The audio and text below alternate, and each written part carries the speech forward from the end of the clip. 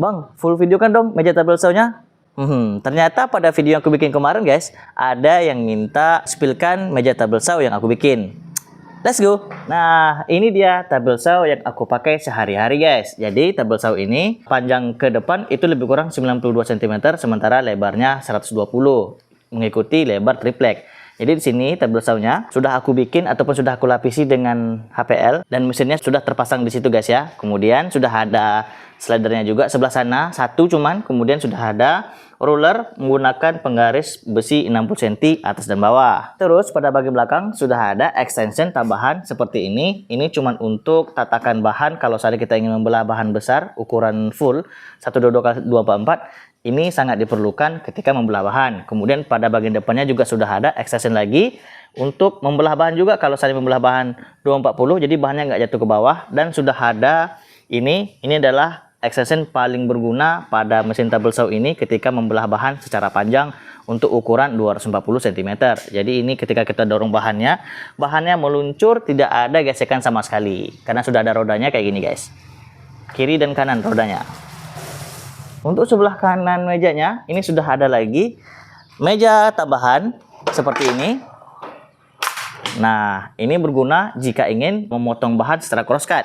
Terus juga kadang-kadang tempat meletakkan bahan yang akan kita kerjakan. Jadi ini sudah kita siapkan juga tambahan penguncinya ataupun tambahan tiang penyangganya supaya lebih kokoh lagi kalau misalnya kita letakkan furniture ataupun yang seperti ini. Ketika kita ingin buat furniture kayak gini, itu bisa kita letakkan di atas ini untuk merakitnya. Kemudian kita lanjut pada bagian sebelah kiri tabel saw-nya. Juga ada meja tambahan lagi seperti ini. Untuk sebelah kiri ini cuma 40 cm ke arah kirinya, tapi panjangnya agak lebih panjang. Dan meja yang untuk sebelah kiri ini tempat saklar mesin tabel saw-nya kayak gitu guys. Kemudian ada satu lagi extension ataupun tambahan alat pekerjaan, yaitu pada bagian sebelah sini. Ini adalah roller ataupun slider, pembantu slider yang ada di depan sini. Jadi ketika kita ingin membelah bahan, ketika kita ingin memotong bahan secara panjang, jadi ini sangat membantu sekali supaya hasil potongannya itu bisa rapi dan siku. Untuk video menggunakan slider yang sebelah sini sudah saya bikinkan videonya, silahkan cek aja di atas mungkin ataupun di link deskripsi kayak gitu guys. Untuk mesin tabel saw saya menggunakan mesin Bosch GKS 130. Sebelumnya saya menggunakan mesin Bosch GKS 140. Sekarang saya sudah ganti karena mesin yang lama sudah mati suri. Beralih ke bagian bawah, ini sudah ada box penampungan sampahnya. Dan jika ingin membuang sampahnya ketika sampahnya sudah penuh, teman-teman bisa tarik aja ini. Itu sampahnya sudah otomatis langsung kebuang dari bawahnya, ada yang kita tampung dan sampahnya langsung kita buang kayak gitu guys. Nah, setelah meja ini dibentangkan, ternyata lebarnya bisa mencapai 2 meter 32 cm guys. Dan panjangnya lebih kurang 3 meter 50 cm. Nah, bagian yang paling menarik dari tabel saw saya ini yaitu adalah soft start engine. Kayak gini maksudnya guys. Jadi ketika kita hidupkan,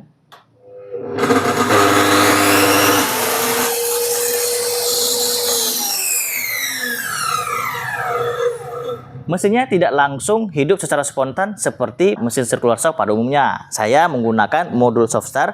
Jadi ketika kita menghidupkan mesinnya, mesin itu pertama pelan dulu, baru kemudian berangsur naik menjadi full speed kayak gitu guys. Bahan utama pembuatan meja tabel saw ini adalah multiplek 18 mili. Kemudian untuk tulangannya saya menggunakan kayu solid ukuran 10 x 5 cm keliling sampai ke kaki-kakinya. Kemudian ada juga bagian tengahnya 2 batang, itu menjaga supaya mejanya tetap lurus dan tidak melengkung. Contoh seperti ini, di sebelah sini mejanya itu agak melengkung kayak gitu guys. Itu dikarenakan pada bagian bawahnya tidak ada tulang. Cuman sebelah sini tidak masalah. Sebelah sini cuman untuk tempat merakit furniture yang kita bikin.